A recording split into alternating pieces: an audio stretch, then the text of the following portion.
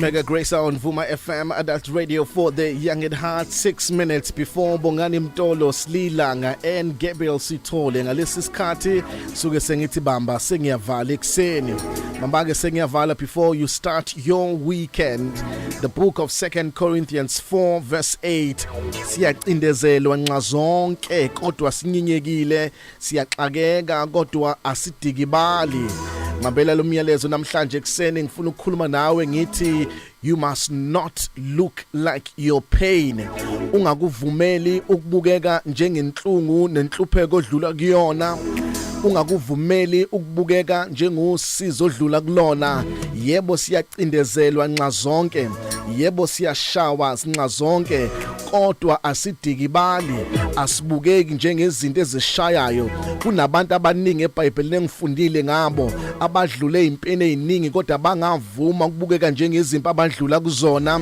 Ngelinye ilanga uJoseph udayiswe abafowabo bamfaka emgodini bamdayisa bamsola ngezinto akangazazi kodwa simbona uDavid uJosepha emaphambi kwenkosi uFaro engafuni ukubukeka njengomuntu obuye emgodini, engafuni ukubukeka njengomuntu odayiswe ngabafowabo, engafuni ukubukeka njengomuntu oke waphoswa ejele solo ngokuthi wenza izinto ezimbi engazenzanga ngoba wayitshela ukuthi angifuni ukubukeka njengosizi lwami, angifuni ukubukeka njengeinyembezi zami.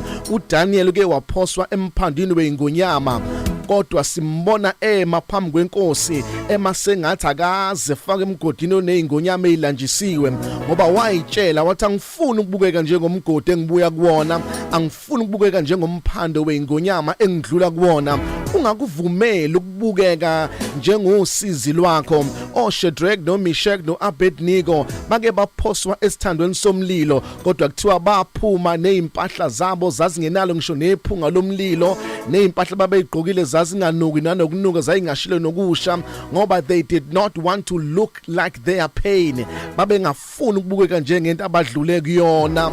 Ungakuvumeli ukubukeka njengosizi lwakho. Kunowesifazane igama lakhe uHana. For many years she lived in barrenness.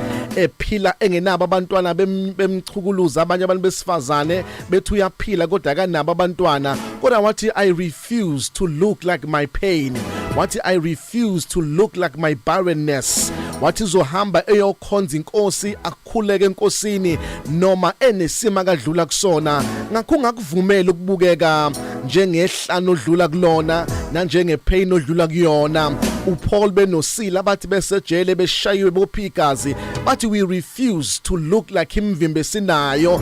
In the midnight hour they started to pray and sing my hymns badumisa uNkulunkulu bathi asinakuvuma usizi lwethu lusende sibukeke njengalo. Don't let your pain define your face. Don't let your pain define your language. Don't let your pain define your posture. Walk in faith like Joseph. Stand firm like Daniel. Sing like Paul. And raise your joy in spirit. Ujabulu udumisa inkosi njengoHana. Ungabukeki njengosizi lwakho. Rise and walk in victory. I am Phumlani Nkwanyana. You are blessed, you are favored, and you are set apart. Good morning, Mega Grace Nation.